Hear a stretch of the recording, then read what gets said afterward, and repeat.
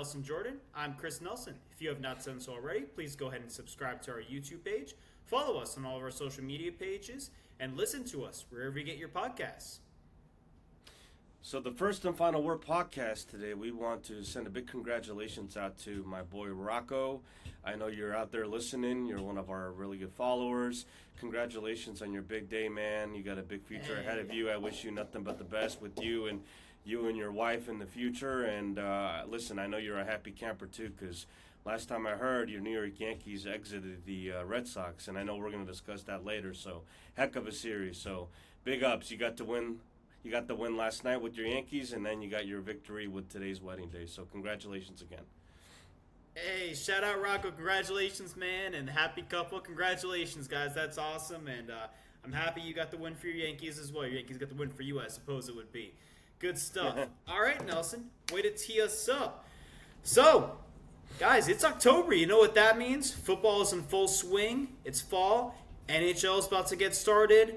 NBA regular season won't be far behind. And it also means playoff baseball. So let's talk about these wild card series and how wild they were. Let's go ahead and start in the American League. So the Detroit Tigers went to Cleveland, the American League Central champions, again, and dethroned the Guardians in the wild card round, beating them 2-1, winning game 1, 2-1. The Guardians took game 2, 6-1, and the Tigers bounced back in game 3, winning 6-3. Nelson, what were your takeaways from the series? I thought the series was back and forth. Honest to God, there were times in the series where, you could definitely see that pitching made the difference, but ultimately, Detroit was just better than Cleveland. I thought the first game, you were talking about Skubal from the jump, how great of a pitcher he is, and how he's going to be an AL Cy Young candidate, and deservedly so. I mean, he was just making every Guardian just miss. It was just amazing. And the second game, obviously, we saw the Cleveland Guardians. They made a push. They got some timely hits, and they were just able to score more runs, obviously. And then Detroit, and then the final, they just too better of a roster. You called it right, Chris. You thought Detroit was going to go through, and they just overall had it better. You did. I picked the Guardians. I was wrong. Really? You went 4-0 on the picks, and if you guys want to go back and check out the episode for confirmation of that, please do so. Nelson got them all right. Well, I'll tell you what. I guess that's what happens when it's 2025 and COVID still wants to kick somebody's ass here. I guess you forget every now and then. Detroit was just a better team overall. Better pitching, better bullpen, and better batters. And that's what we saw in the series with Cleveland, and that's what they did in Game 3 to win the game. Yeah, look, it wasn't pretty. These games were not exactly pretty. They weren't a work of art. They weren't a masterpiece by any means. I mean, it was ugly. Well, let's just call it like it was. And you said it. Taras Skubal, and I know I said it before, but last year, Cy Young Award winner, won the Triple Crown. Unbelievable. Best pitcher in baseball. I mean, he's a good chance to win the Cy Young again this year, although he didn't win the Triple Crown. But that's neither here nor there. He's outstanding. He went out and had a Tigers postseason record-tying 14 strikeouts. I mean, he's just fanning Guardian after Guardian. It was so impressive. Yeah. And so that was the big difference. But the reality is he did make the one mistake, which allowed the Guardians to score their only run. But the Guardians, both runs the Tigers scored in the game were unearned runs. They just had errors in the fielding. I mean, you would have loved to see these teams with how good the pitching was have better defense to back it up. That was a little bit unfortunate. I mean, you really felt like we could have had a scoreless game, maybe even going to extra innings the way it could have played out if not for the mistakes. But was what it was. Credit to Taras Skubal. The Tigers got the win, and that's what we thought going into the series. The Tigers could probably win Game 1 with Taras Skubal on the mound, what happens the next two games, And what wound up happening is in Game 2, we were again tied at 1, but this time at the bottom of the 8th, the Guardians just went completely nuts. I mean, that was unbelievable, the way they just scored all those runs, couple home runs. He getting a hit on every single at-bat for a bit there. It was amazing, and it just felt like going to Game 3, and it was the Guardians for the taking when Jose Ramirez tied the game at 1 with the RBI double, I believe it was. You felt good about it, and then the Tigers just went nuts. I think it was in the 7th inning, top of the 7th, maybe top of the 6th, one of those two. They just went wild the way the Guardians did in the bottom of the 8th the previous game, and they took it. And again, it was an ugly win, but everything you said was true about the pitching and the bullpen, and they found a way to get it done. And I wonder now, looking ahead a little bit, if this is a turning point for the Tigers. I mean, look, say what you will about how the regular season went, but overall, over a course of 162 games, they were a game better than last year. Last year, they lost a heartbreaker in the NLDS in 5 games to the Guardians. ALDS, excuse me. I'm so sorry. In the wrong division here. Wrong league. But they get over the hump now. They beat the Guardians. I get it. The Guardians won the division again, but the Tigers beat them. So now can they get over that next hump? And last year they came up just short of the ALCS. Can they get there? It's going to be a tough matchup with Seattle, and we'll see. I think sometimes we look at these things and we say, kind of flip the script, and momentum has changed because they were so poor down the stretch of the regular season. Now all of a sudden they get this win and they're a whole different team. Well, that's not necessarily true. So we'll see how they match up with Seattle. I don't think any of that matters. I think when it comes down to it is how do they match up with Seattle. It's going to be each game at a time, this one series, and how does that play out. And look, Seattle's fresh. They've got fresh pitching. So it's going to be tough how the Tigers are going to be able to navigate that coming in with not having access to all of their pitchers right off the bat. Right. And how they go game to game. And that's always the catch with getting that bye. So Seattle has an advantage. So, as I mentioned, they'll be going to Seattle for the first 2 games now of the ALDS, and then we will get to see postseason baseball in Detroit again for the second straight year for at least Game 3 and, if necessary, a Game 4. So, do you have any thoughts, previews, predictions on what we're going to see in that series? I think we're about to see a killer of a series with Seattle and Detroit, but I have, to be very frank with you, I think Detroit's experience, meanwhile Seattle has accomplished so much, I do not want to take away from anything they have done. I think being in the postseason, the hunger that Detroit has is gonna lead them to winning the series in 5, 3, 2. Which would mean they would win a Game 5 in Seattle, and man, that would devastate those fans.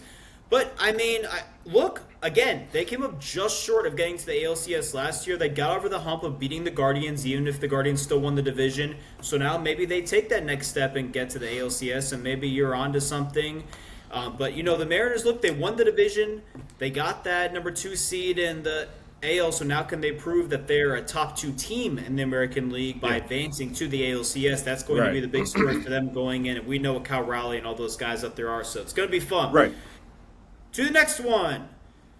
The Chicago Cubs beat the San Diego Padres in 3 games. They took Game 1, 3-1. The Padres took Game 2, 3-0. And the Cubs bounced back, and won Game 3, 3-1 to advance. What were your takeaways from this series? I'm going to reiterate what I said earlier in the first series that we talked about between Cleveland and Detroit. What I love about October baseball versus, regular season baseball is teams and their offensive prowess to be offensively in a timely manner, make timely hits, timely home runs. Basically, that October baseball is all about execution. That comes down to one play, could be one error by an infielder and outfielder, and this was the definition of that between Chicago and San Diego. Now, I do want to give credit to where credit is due, because me and Chris were talking very highly about, especially that San Diego batting lineup. That batting lineup is absolutely a Goliath to most teams, right? But Chicago, excellent pitching. I thought their bench manager, he did an excellent complement between his pitching staff and also, bringing out the bullpen and being able to, make it hard for those batters to not have a tendency or whatnot. Now, granted, San Diego did win Game 2, as you stated, but I thought for the majority of the series, we really did not see San Diego have any traction in the series whatsoever. If they were really going to win the series, they were going to win Game 1. And that was so crucial with Chicago winning at Wrigley Field and winning that Game 1. So congratulations to the Cubbies. And now the Cubbies are now going to the Divisional Series. I'm excited for them. Yeah, absolutely. As am I. It was awesome to see postseason baseball back at Wrigley for the first time in 8 years. Yep. Love to see that. The fans were amazing. They really were.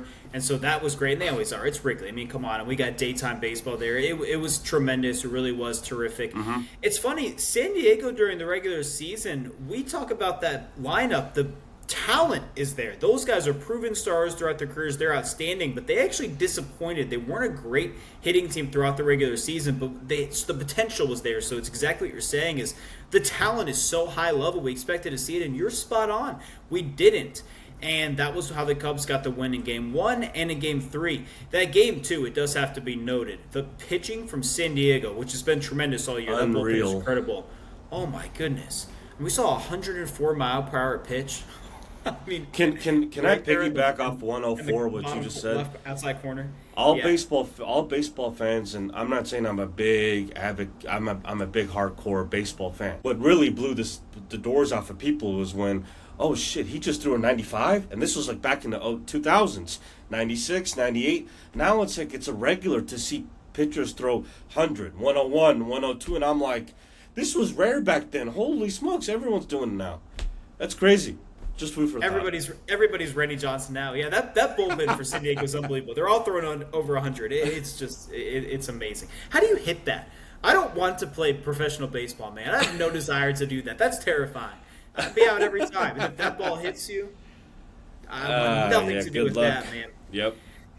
There was some controversy in Game 3. It was a clear ball that they called a strike that had Xander Bogaerts go out. I know there was a lot of friction there after the game, so there's some stuff going on there with all of that. So we want to acknowledge that and note that it was undoubtedly a ball. We're very happy, as we've discussed previously, which you can go back and see. We'll have this new automated balls and strike system in with the robot umps next year, so we can get a couple of challenges for that. That was disappointing to see, and we touched on that enough with that, but I did want to note that and mention it. I do think the Cubs were a better team. They would have won anyway. Yeah. It gave us a little bit of drama at Wrigley, but very excited for them.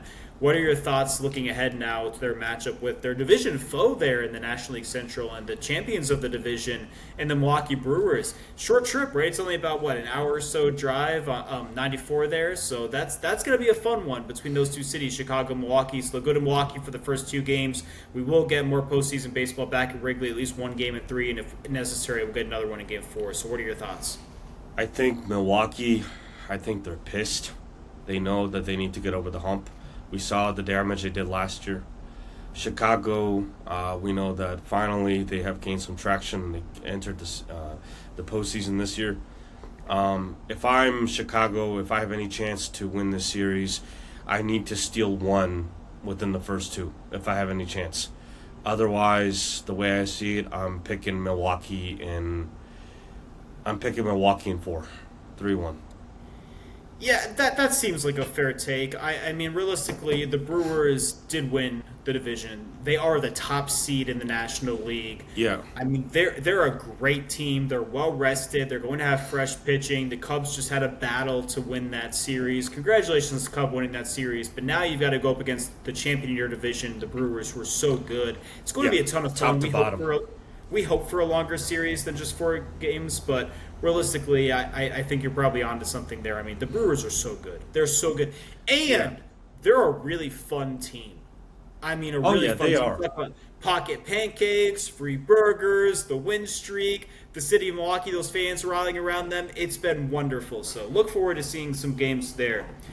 Let's get to the biggest rivalry in baseball. Probably should have just let off with this. I mean, this is where it's at. Right? We did mention it at the top. So, the New York Yankees came back from after losing Game 1, 3-1, and beat the Boston Red Sox 2-1, 4-3 in Game 2, and 4-0 in Game 3. And Nelson, what were your takeaways?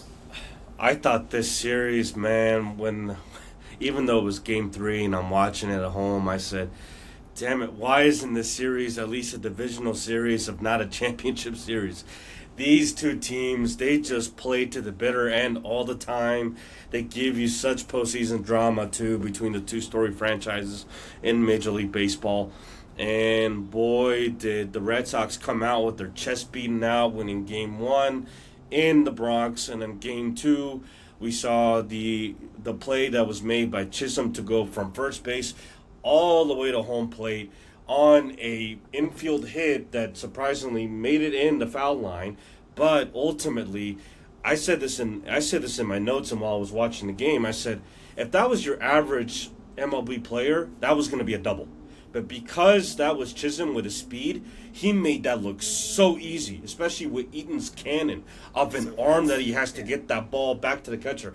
I mean, he just made it look so easy. But when he did that, I knew that the Yankees were then going to win Game 2 because they had flipped the game on its head. Now the pressure was on the Red Sox. They won that game. Got to give a lot of credit to Boone and what he's done with that pitching staff and be able to hold them and kind of at least have confidence in them, because in the third game, we saw what a freaking game by the young pitcher. If I can recall, what was his name? Schlittler. There you go, Schlittler. He was making the Boston Red Sox batters look silly all game long. And then we had the 4-run inning with the Yankees. I believe that was in the 4th inning, if I can recall correctly. And it was error after error with the infielders, with them not making good plays. And especially that one drop catch that should have been caught by the left field outfielder. He should have caught that, but he didn't. And that gave confidence also to the batting lineup for the Yankees. Because if you're a Yankees fan, as much as you're excited, you're looking at the series and like, damn. I mean, Stan didn't do anything. We didn't see Judge make any big impacts in this game, but the rest of the players did. So this should give us confidence to say, okay, well, if we can do it without these guys, we can only be so much better with them going forward in the next series, which you're going to end up facing with the Toronto Blue Jays, which that should be a heck of a series. So I thought from start to finish, I thought New York, they did well. This was a classic series between two big rivals. And, ultimately, congrats to New York. Chris, you have anything more? Yeah, coming out of Game 1, I was about ready for the Yankees to fire Aaron Boone. I was so frustrated. How dare he not start Jazz Chisholm Jr., who you just mentioned, the unbelievable play he made in Game 2, which, by the way, I do want to mention with how fast he is. Let's talk for a moment about how fast Fernando Tatis Jr. is for the Padres. He stole 2 bases and wound up scoring a run in that Game 2 win for them. I just wanted to touch back on that because you mentioned the unbelievable play that Chisholm made, and it's the same thing. I mean, that speed, you can't coach that. I mean, that speed is just incredible from these guys. It's awesome to watch. So much fun. Base running is awesome, man, especially when they do it right and don't mess it up. Jose Ramirez. He had some struggles, and he's usually he did, definitely. Yeah. But back to the game, and then how dare he pull Max Fried out of the game? You had a shutout. Why? Because he gave up a couple of base runners back-to-back innings? I mean, the Red Sox didn't pull their ace in Garrett Crochet and just hand off to Ross Chapman. They win the game. You were up 1-0. Garrett Crochet had given up a run. It was pitching a shutout for Max Fried. He takes him out. They immediately blew the save and lost the game. Now, fortunately, they win the series, so I guess we can all move on. But they had to play an extra game in Game 3 because of that. It was such a horrible decision. I'm so frustrated, and they got it done in Game 2. The Red Sox are going to, you said it, Game 2 and 3 are not going to be happy with all the mistakes they made that cost them those games. They're going to look back and feel like they had their chances. The pitching in this series was outstanding. We saw 2 of the top 3 pitchers in the American League this year in Game 1 face off, the 2 aces. Game 2, the pitching wasn't that far off starting pitching. Those 2 were outstanding. And they'll finish top 3 in the Cy Young voting in the American League. Those 2 pitchers will. Crochet. Well, I was referring to, and I apologize, I was referring to the rookie pitcher for the Red Sox. Oh, I know. I'm coming to that. Specific overall in the series. And then we saw 2 rookies face off in Game 3. 2 rookies facing off in a playoff game between the Yankees and Red Sox. I thought it was crazy. And you're right, man. Schlittler was out of his mind. I mean, 4-0. They didn't give up a run. Credit to the bullpen as well, but he was unbelievable. And I'll be the first one to admit I did not watch the game. I watched the NFL game. I watched the 49ers beat the Rams, which we'll have an episode out about as well. I locked into that. I get it. It's Yankees and Red Sox. It was a wild card game. I went NFL, but I saw obviously what happened in some highlights and whatnot. So 4-0, I didn't miss much. They dominated. Very impressed with them. Congratulations on advancing. I do have to say that I now wonder how using that extra game, using additional pitchers, what that looks like impacting them going into the next round and going up to Toronto for 2 games for that series. Best of 5 series, of course, now in the ALDS. I wonder how that would impact him, but maybe since you did pull Max Fried, he didn't throw as many pitches, somehow he's fresher and that works in his favor, and Aaron Boone somehow looks like a genius for sacrificing Game 1 and winning the series anyway. I still don't think he is. I think you have to be in the moment and it was a mistake, but maybe the fans will move on and forgive him if it works out. So what are your thoughts quickly on a preview for that series we'll see between 2 teams that both won 94 games? The Yankees, that matched their win total from last year when they went to the World Series. They won the American League in addition to the AL East. This year, the Blue Jays also win 94 games and win the AL East with a tiebreaker. So they, have had the Yankees number. But now you've got to play the Yankees in a 5-game series with those pitchers and that lineup they have. So what are your thoughts on how this series might shake out? I know the Blue Jays have home field advantage, but I see in this series, now Toronto, got to give them credit. They won 8 out of the 13 during the regular season. And they're the But top team in the American League. yeah, but I have got a funny feeling, and I liked what I saw with the pitching from the New York Yankees through the first 3 games. I genuinely like that. Now, I agree with you. Boone does make some head-scratching moves. But I'm going to be on the premise of I believe with the pitching and also the hitting that could be still brought within Judge, Stanton, and there's a whole litany of other players on that team. Oh, yeah. Oh, yeah. I am going to say that the Yankees are going to win this series in 5 in Toronto. In 5. I mean, Paul Goldschmidt, Cody Bellinger, Jazz Chisholm Jr. I mean, they're loaded with veteran, multiple-time All-Stars who've done this for a long time and are still playing at a high level. And Aaron Judge is just unbelievable. Needs to be better in the postseason. That's the big story, so we'll see. But they did go to the World Series last year. They won the American League, so let's see what they can do in this series. But man, we are spoiled with these ALDS series, or divisional series, period. Not just in the American League. I mean, what we're going to be getting with these matchups, potentially. We'll see how it plays out. But on paper, they just look so good, so juicy, so compelling. Those two teams, the two best teams in the American League this year, in the same division. And now we get to see them face off in this divisional series. So that's enticing stuff. Let's wrap it up. Going back over to the National League. The Los Angeles Dodgers swept the Cincinnati Reds 2-0, winning Game 1 10-5 and Game 2 8-4. And what were your takeaways on that one? Not too many, to be honest with you.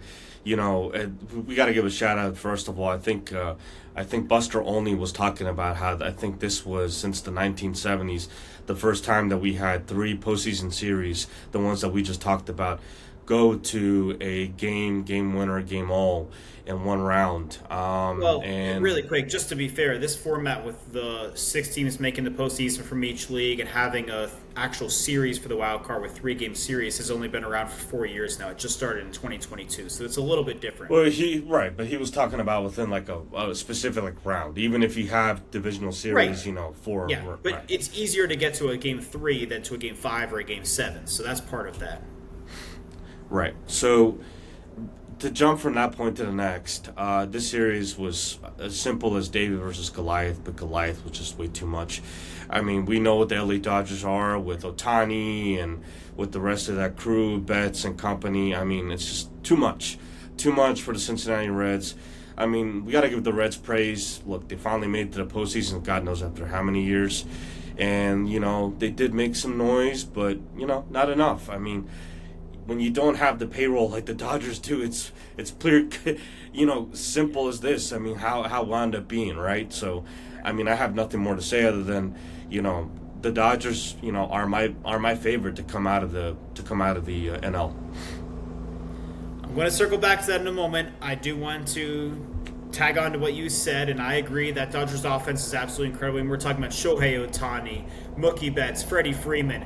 And then the list goes on from there. Those are just the top guys. They are absolutely outstanding. The bullpen has been the big concern all season. It was a concern again. I don't want to take credit away from the Reds' offense, who's also tremendous, but I think it was a little bit of both. The Reds did score some runs. That's a concern. But, man, that Dodgers offense, if they're scoring like that, I just don't know how you beat them. And now the Phillies with no Zach Wheeler don't have their ace. That is concerning. The offenses in that series should be exciting, and that's the series everyone's talking about they want to see, and the offenses alone should make it so exciting. And if that's the series everyone's talking about they want to see, with what we just hyped up the other 3 series, we could be spoiled here. But that being said, so you do, despite the bullpen woes, you're not worried about that. You think that they'll be able to figure that out and make that work, and that Dodgers offense is simply so good that they're going to be able to outscore the Phillies and whoever they wind up playing in the NLCS, which could be the Brewers, who were the best team in the National League this year. The Dodgers had to play in the wild card round. The Phillies didn't. The Brewers didn't. And the Cubs obviously just showed how good they can be. So you think it's a foregone conclusion. You're not alone, but I am curious to get your thoughts on that and maybe preview the series as we wrap up the year. I think in sports in general, I think there is 2 sides to that coin, as Arnold said. Schwarzenegger said. No, but in all fairness, there is 2 sides to that coin. You can either be that team that has the bye week. Obviously, you're not having to play in the first round, and you could be also that team that's coming in with some momentum because you did play in the round beforehand. So what I mean is, you have a team that's kind of cold, while you have another team that's coming in hot. And that's what we saw with LA. They're coming in with momentum. They're still in their mindsets of just, going out there, having their bats, be able to have all the firepower. And, and with their pitching, it still gives you confidence to what you saw with the Cincinnati Reds. Now, clearly, Cincinnati is not Milwaukee, okay? But for me personally, LA does have one player that Milwaukee doesn't, and he could be used as a curveball. That is Ohtani. Ohtani can still pitch, and he can still hit in the same darn game.